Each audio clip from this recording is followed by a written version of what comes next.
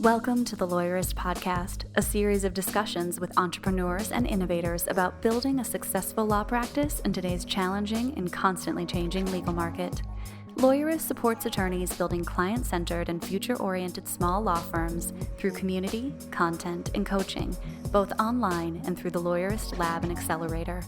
And now, here are the co-authors of the Small Firm Roadmap and your podcast hosts.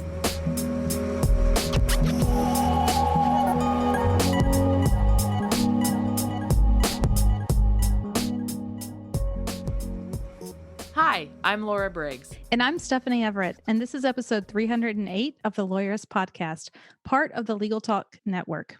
In today's episode, Laura is talking with Lars Schmidt about rethinking how we look at HR. Today's podcast is brought to you by Smith.ai, Text Expander, Back Office Betties, and LawPay. We would not be able to do this show without their support, so stay tuned. We'll tell you a little bit more about them later on. All right, Laura. So today I thought we'd tackle kind of a tough topic. And, maybe some lawyers aren't going to want to hear this because sometimes the truth hurts. But I think it's time we talk about honoring our agreements and saying no to emergencies and fires. Yeah, or even just rethinking how you define what a real emergency is, because emergencies do happen, but it cannot be every time a client needs something or every time the client is defining what an emergency is for you to drop things and totally change up your schedule. Yeah. And so this came up because we've had some folks lately just not show up for scheduled meetings or scheduled calls or are they really late? And then they always feel like they have this super valid excuse, which is a client emergency. Right. And so I get it. And there are times when there are true client emergencies. I can think of a few kind of crazy ones, but for the most part, I don't know. I want us to first, let's reframe this. Maybe if this would help everybody, but I've been thinking about this a lot. In the first thing you learn in law school is contracts and what is a contract. And that really is the base of everything we do as lawyers. And so if I schedule a meeting with you, I am making an agreement with you. I'm agreeing to show up at a certain time and be present and have this meeting. And you have accepted that agreement. And you also have cleared your schedule to have this meeting. And so maybe if we reframe this as it's not that you're just, blowing someone off, like you're not honoring your agreement. You're breaking a commitment that you made with another person, which is a disservice to them and to yourself. Yeah, this is so important, and it's really easy to get in the bad habit of doing it over and over again. And I know even our team, we have lots of meetings on our calendars, and sometimes that means that we're close to fully booked with talking to other people. And so sometimes it's easy to think like, oh, great, this is one meeting I don't have to go to. This is one thing, but we all need to be better about honoring those commitments, showing up.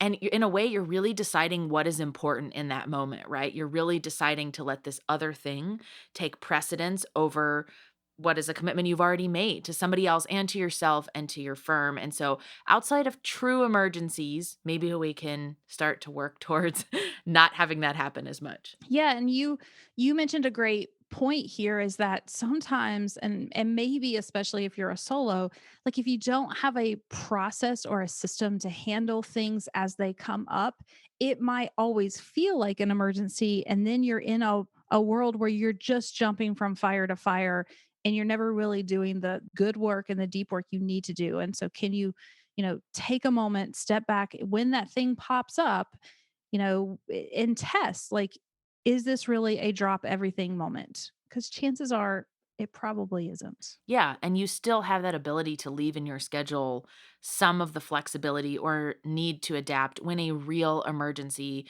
does come up. But most of the time, it's something that isn't urgent, or even if it feels urgent in the moment, it's that reflection time to go, you know what, we really should have a system for this, or we should have an autoresponder that deals with these concerns, or this is something my admin can deal with when it comes in. So don't just let it be the emergency where you put the fire out in the moment. Look back and see, is there anything we can do within the firm to decrease the chances of this happening again, or have a better system in place if it does come up so it's not landing on my desk? And as the attorney or owner of the firm, I have to drop everything and go take a look at it. Yeah, and you know what? Here's the beautiful thing, like, you can train your clients around this too. Like, you don't give them this power that they can control you and your schedule this way, right? Because that's what you're really doing. I love when I do my productivity talks and I talk about people who just get up in the morning and start working off their inbox. I'm like, why would you hand your valuable time and agenda to, 400 strangers? But I mean, in a way, that's exactly what you're doing. So instead, during your intake process, you should have a system in place to onboard new clients. And part of that, I think it is the most valuable time in the entire relationship because it is where you get to set the expectations on both sides. Like, here's how we're going to operate, here's what this is going to look like. And you get to teach your client, hey, this is how you connect with me for these various ways. And this is what a true emergency looks like. And this isn't what it looks like. And this is how I respond to you if you break these agreements. You're creating an agreement with your client up front about how you want to work together. And the sooner that you have that conversation, the less of a chance that it's going to be a habit that they start taking advantage of. Because if you teach people that they can reach you anytime, all the time, whether or not it's a real emergency, they will file that away and go, oh, okay, great. Like the next time I have something that I feel is pressing, I can convince this other person that it is too. And it sets a really bad precedent where then all of your clients who have learned that lesson are all constantly in fire and disaster mode contacting you. Exactly. Love it. Now we've got a brief sponsored conversation with Maddie from Smith.ai, and then my conversation with Lars. Hey everyone, this is Zach, the legal tech advisor here at Lawyerist, and I'm here with Maddie Martin from Smith AI, and we're talking about live chat included on your website today. Maddie, thanks for being with us. Thanks for having me, Zach. Great to be here. So, Smith AI includes virtual receptionists and a multitude of other things, but specifically, we wanted to talk today about live chat interactions coming from a lawyer's website. Absolutely. And live chat is so important because responsiveness is not just a matter of picking up the phone promptly. It's also a matter of being responsive on every channel. So it's being comprehensive in your responsiveness and recognizing that, people who visit your website are not always going to call or complete your contact form. In fact, what we find from actually a study done by GNGF is that 15% of leads are net new who wouldn't otherwise call or complete a form when they come through chat. So chat is actually adding substantially more leads to your sales pipeline. And that makes sense when we look at the other data points that show 90% of consumers say that a live chat button gives them confidence that they can get help if they need it. It's actually not intrusive. It's actually comforting. And furthermore, 51% of consumers prefer live chat for multitasking purposes. We see this across every generation, not just millennials. And it's important at this time because when people are at home or even when you're back in an office, there is a need sometimes, especially when contacting a law firm, to have a silent and discreet conversation that can't be overheard for sensitive legal matters. And live chat, and also we support text answering, Facebook message answering, that facilitates having a quiet, silent conversation where the message can be communicated without being overheard by parties that you don't want to be privy to that conversation. Well, and so that's very important right now. One, when we're working from home. And so, a lot of people are having conversations out in the open with their children, with their family around. And two, some of us are fortunate enough to be able to be around family during the holidays. And, we're being out in the open a little bit more. So being able to do this directly from somebody's phone might be much more comfortable for them. Exactly. And the, chat works 24/7. It works on desktop. It works on mobile, as I mentioned, text and Facebook as well. What we see is that 25% of leads reach out to businesses, including law firms, after hours. So again, if you prize responsiveness on the phone side, then it's just as important on the web and also through other text-based communication systems. Now, this is English and Spanish. This is staffed by the same fantastic receptionists you've come to associate with Smith AI, and we can handle the screening and scheduling and intake, even taking payments with LawPay and other billing solutions that you're using if you require a payment before a consultation is scheduled. One thing that I'll also mention, though, is that this is a huge SEO opportunity. So, Smith AI is not a marketing agency, but we can actually facilitate better marketing here by helping you review the chat transcripts that come through. And those initial questions from the leads, the reason why they engage with that chat, there's something that's sort of nagging at them and they're not finding it on the website, or they just don't have the time to search, if there is even a search function on your website, which often there isn't. Those first questions are what you want to find from those Google not provided keywords that they keep so secret, right? Mm-hmm. So often what's being searched on Google is what's being typed into your chat widget, and you get all those questions that people are typing in on search that you really want to know, that you can answer with blog posts and FAQ that deliver value to you to rank better on those organic searches and bring even more business to you. And so not only are you gaining an advantage by being able to say to Google that you're open all the time, but you're also able to kind of mine some data that you're getting and start to cater to the people that are actually looking for you. Absolutely. Attracting better leads is important. And to be clear, this is live chat. This isn't, somebody getting connected with a chat bot or something that the attorney has to design. This is, the actual receptionist or somebody there interacting with these people in a normal way. So it is completely live staffed by our North America-based professionals, and it is also implemented, designed, and installed for you on your website. And we will waive the $150 white glove setup fee for any Lawyers Podcast listeners. Wonderful. Well, Maddie, I understand that you guys have a special offer going on here for the next little bit. What is that? So we have an incredible offer, which is 50% off your first 2 months of live website chat from Smith AI with the code chat50off2MO. So that's chat50off to MO, and that can apply to any plan as low as 5 chats a month, which is typically just $40. Now it's $20. So it's a total no-brainer. Give it a try. There's nothing to lose, but real leads to gain who are high quality and want to work with your law firm. Well, and especially coming into the holiday season where people may want to take a little bit more time off and start to put a little bit more of a load onto virtual receptionists. Maddie, again, as always, thank you so much for being with us. I appreciate your insight and your input into all of this. Thanks so much for having me. And I will say that deal is good through January 1st, so don't take too long to make your decision. Wonderful. Thank you. Thanks.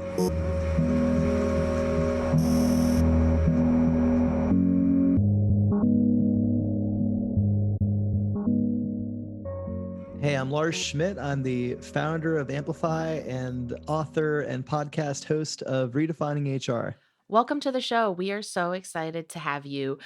Let's kick off with what you mean when you say redefining HR. Yeah, the field of HR is really a spectrum. And I think that a lot of people, paint HR with a broad brush, and that's not always the most flattering brush. I think it's deeply rooted in kind of our legacy, personnel and administrative past. But the reality is there's a emerging and kind of growing wing of the function of HR and people operations that's much more progressive. It's radically different than those kind of administrative legacy functions. And, that's where I spend all my time. I interview CHROs and chief people officers, and I write about those practices in Fast Company. And my upcoming book really explores what it's like to build modern, progressive people functions. And so, redefining HR is about approaching the capabilities and the expectations and the outputs of what that function can do in a very different way than legacies past. Mm-hmm. Where do you think we've gone wrong in the past? Oh, wow. How long is this show? I think, to me, the biggest mistake that HR has made, the biggest legacy issue is we were an underdog function, and we were always looking for that proverbial seat at the table. And so many kind of legacy oriented HR functions, they embraced a command and control structure, meaning they wanted everything to flow through them. They saw that as a pathway to power. So they over engineered systems and processes and bureaucracies, with the intent of making the function more influential through power and control. And while that may have made them more involved in some of the decision making, it really pissed off employees and leaders. The idea of creating something that was, process for the sake of process, really kind of tarnished that reputation. I think the other element is because much of legacy HR is rooted in compliance. We over indexed on that side, meaning we were so focused on trying to identify what's the worst possible scenario around a particular instance or a use case, and then assuming that everybody's going to do that very worst thing and build policies to safeguard the organization against that thing, rather than assuming that we're hiring adults who are going to make good decisions and dealing with bad decisions as they happen, but not using that as the foundation through which we assume all employee behavior will be oriented. What does it mean to really build an ecosystem in that sense? Does that apply for small businesses too? Yeah, and so contextualize what you mean by ecosystem there. Yeah, so talking about sort of the hiring ecosystem, the culture ecosystem, how you attract and recruit talent, and then also keep that talent. Yeah. Yeah, I think, that applies to organizations of all sizes, right? I mean, employees, whether you're working for a large company or a small company, you want to have assumed good intent as an employee. You want to have, processes and frameworks that give you some leeway to make decisions on your own and have an impact in that way. You don't want to have every behavior that you're expected to demonstrate be scripted and conveyed to you, right? That's a stifling environment that is going to make it hard to recruit and certainly hard to retain talent. So, people today want to be empowered. I mean, we see this a lot more, obviously, with all things 2020. More employees are working remotely. They're kind of managing their days, in different ways than they did when they were going into an office. And so, people want to be trusted. They want to be understood and supported in that way. I think if you create too much structure and process, that's going to make it really hard for you to both attract and retain top talent. I like that a lot. In some of your past interviews, you've talked a little bit about HR being at this intersection of culture, talent, and brand. The first two made sense to me. Can you talk a little bit about why brand is important in that conversation? Yeah. So I think when you inject brand into that conversation, it's really talking about how you convey your organization as a place to work, as a destination for talent. So it's more than, these are our benefits. It's more than, this is the salary, this is our headquarters. It's about how work gets done. It's about inclusion practices. It's about your role as an organization in the communities where you work. People want to know what is my experience going to be like if I work there, and it goes beyond a job description. So I think brand being woven in. The field of employer brand has matured substantially over the last decade.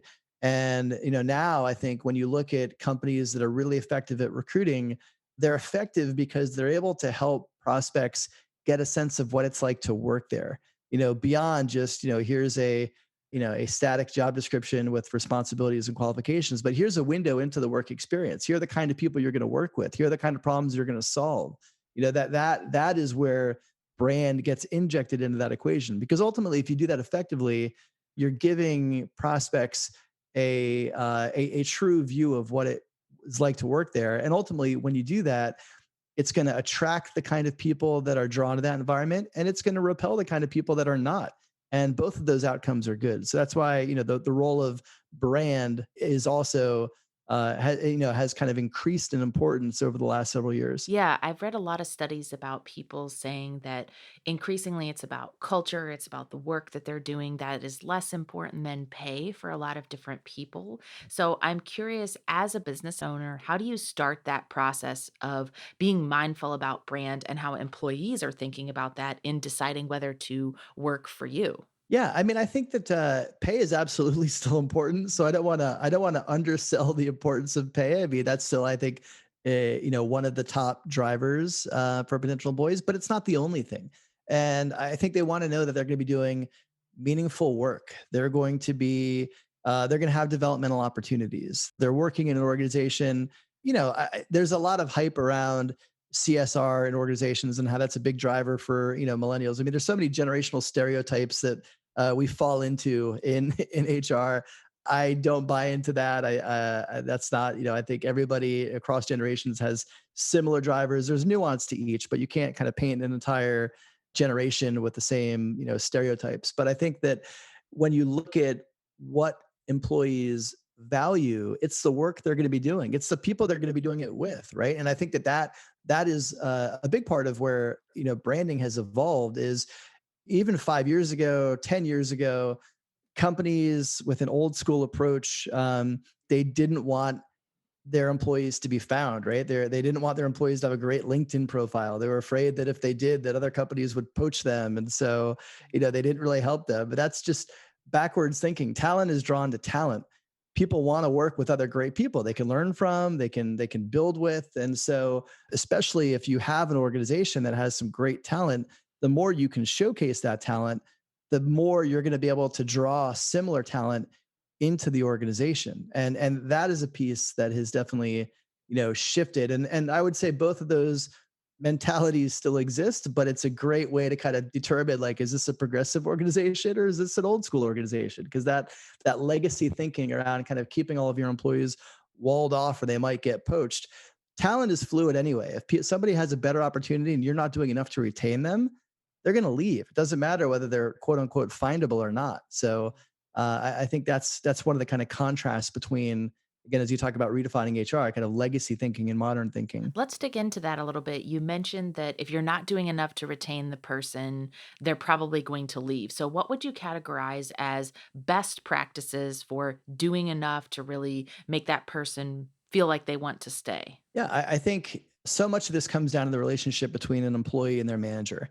So making sure that your managers have effective tools, training, resources, and support to be effective managers, right? Being able to check in with their teams, being able to have, ongoing. I think one of the elements that comes into play here is performance management. I think the legacy approaches around performance management were an annual exercise where once a year a manager and employee would get together and they would talk about a retrospective look at the past year. That doesn't work anymore. You've got to have more agile and active and ongoing conversations around goals and performance and blockers and making sure that your employees feel supported and they feel valued. And that value comes from, it's not just monetary. It's understanding like how their work is having an impact in the organization. It's feeling that their boss has a truly vested interest in their growth and development as a person, as opposed to just somebody who is producing X for the company. And so I think when you're doing those things, when you really have a culture built around, listening and support and understanding and celebrating successes, that tends to make your environment more, what I call sticky. It'll allow you to retain talent in other ways. So many companies view employees as just commodities and maybe they pay them a ton of money, right? And they say, hey, we're paying you all this money, like we shouldn't need to give you these other things. Well, they need these other things. And yeah, some people are purely money motivated, but is that necessarily the kind of individual you want to build your organization around? So I think those are all factors that come into play when you talk about building an environment that helps you retain talent. So many good points, and this is all so crucial to starting or growing your small law firm. We'll be right back after a quick break from our sponsors. Get it right every time. Text Expander makes it easy to give your team the right words for every situation. Whether you need to keep legal happy or delight customers with effective answers, you can rest easy knowing your team has it covered. The latest version of Text Expander even has new and improved statistics reporting for organizations, including the ability to build reports with customizable date ranges for enterprise and individuals, so you can track how much time your team saves. With Text Expander, you can keep your team consistent, accurate, and current, work faster and smarter, keep the whole team communicating efficiently and with consistent language, and share your snippets of messaging, signatures, and descriptions with everyone who works on projects with you. Text Expander is available on Mac, Windows, Chrome, iPhone, and iPad, and Lawyerist podcast listeners get 20% off their first year by visiting textexpander.com/podcast to learn more. Support for today's episode comes from Back Office Betties, the only virtual receptionist service exclusively dedicated to small law firms that offers a plan with unlimited calls. Their highly specialized service boasts customized call handling, relentlessly friendly team members, and unmatched quality. The Betties are ready to help you grow your firm even when you're out of the office. Visit backofficebetties.com/lawyerist to try them out for 1 week free. Use the promo code PODCAST to receive $150 off your first month. Trust the only payment solution offered through the ABA Advantage program, LawPay, as the ability to accept payments online becomes an increasingly essential part of your practice. LawPay provides your firm with a proven and trusted solution. With LawPay, you receive a simple, secure way to accept client credit cards and e-check payments from anywhere. LawPay understands the unique compliance requirements placed on attorneys, which is why their solution was developed specifically to correctly separate earned and unearned fees and protect IOLTA accounts from any third-party debiting, giving you peace of mind that your transactions are always handled correctly. To learn more or to get started, visit lawpay.com/lawyerist today.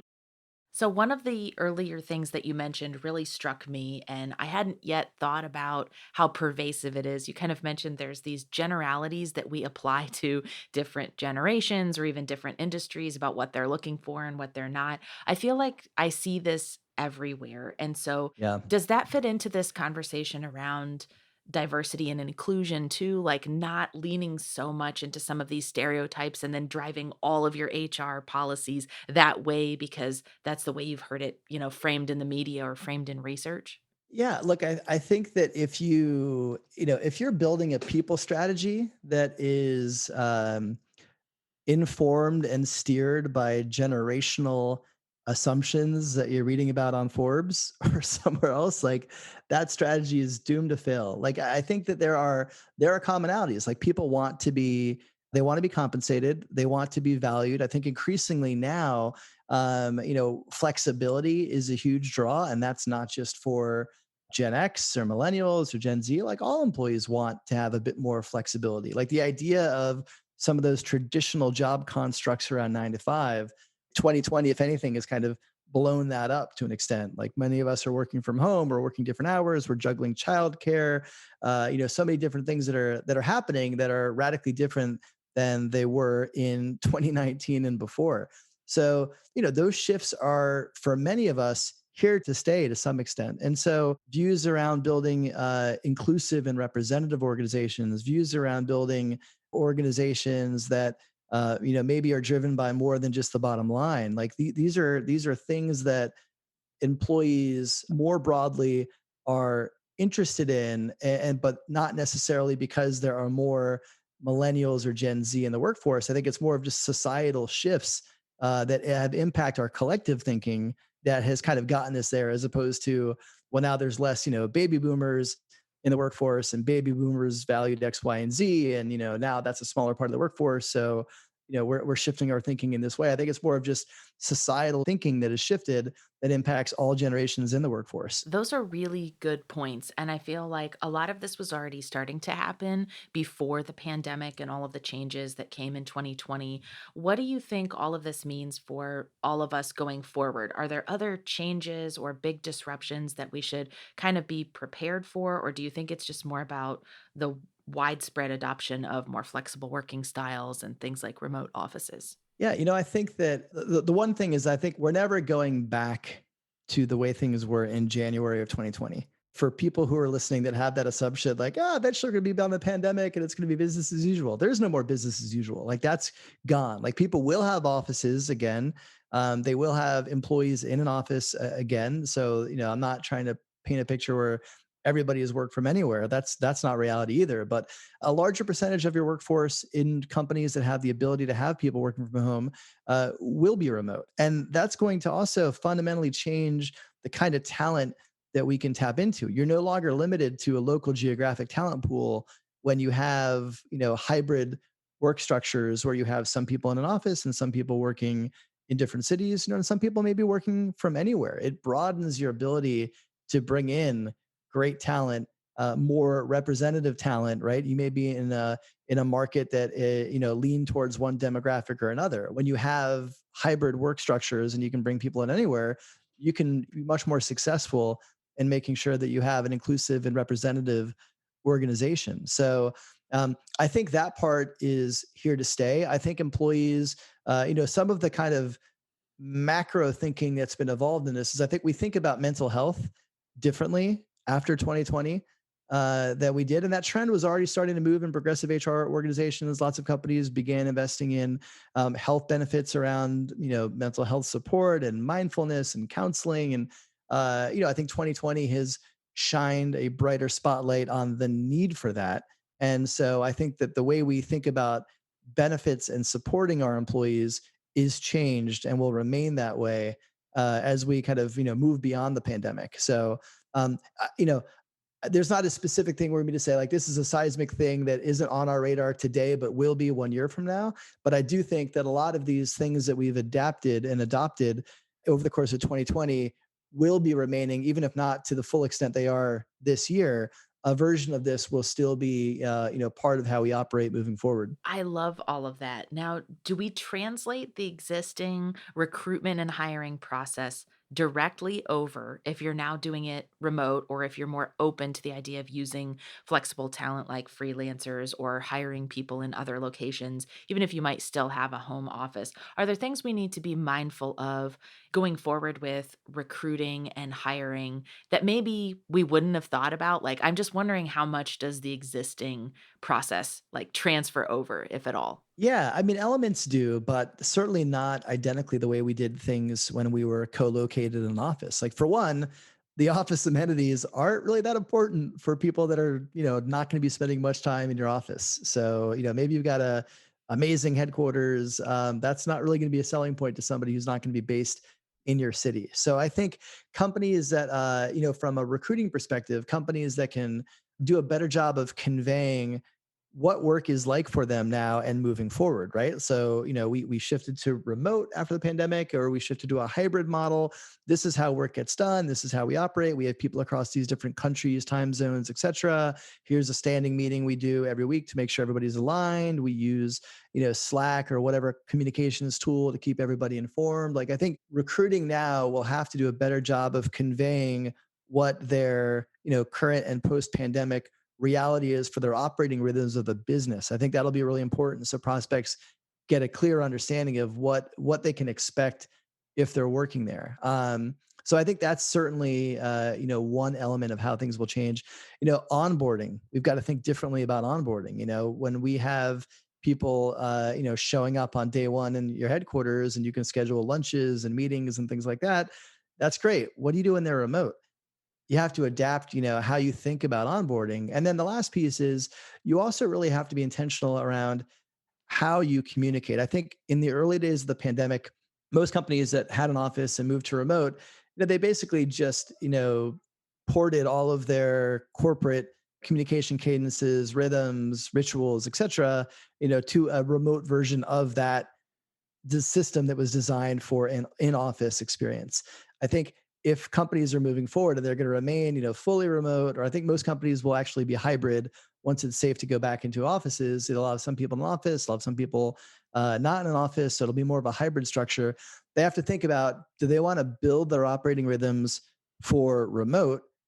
And in that case, it's an even kind of playing field for all employees, or are they going to go back to kind of having an orientation towards a corporate in-office operating structure, and then have people who happen to be remote have to adapt to that? In which case, they're kind of another category of employee. They're disadvantaged a little bit to the people who do come into an office. So I think those are the kinds of conversations and decisions that companies need to make when they figure out, how they will be adjusting to do, whether they'll be kind of hybrid, remote, fully distributed, et cetera. Thank you so much. This has been a really interesting interview to rethink a topic that it's very easy to think isn't at the core of your business, but it really is. Can you tell us a little bit more about where people can go to learn more about your work?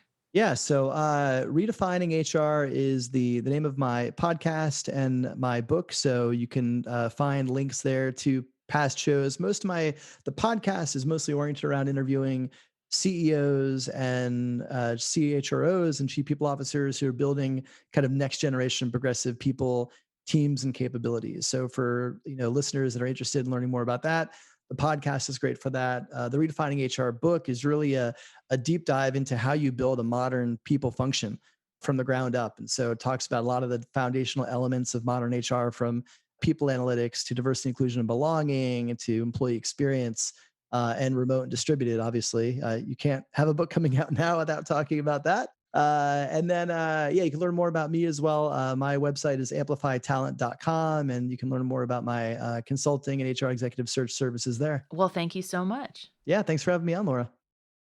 The Lawyerist podcast is produced by Bailey Tiller and edited by Christopher Eng. Are you ready to implement the ideas we discuss here into your practice? Wondering what to do next? Here are your first 2 steps. First, if you haven't read the Small Firm Roadmap yet, grab the first chapter for free at lawyerist.com/book. Looking for help beyond the book? Let's chat about whether our coaching communities are right for you. Head to lawyerist.com/community/lab to schedule a 15-minute call with our community manager. The views expressed by the participants are their own and not endorsed by the Legal Talk Network. Nothing said in this podcast is legal advice for you.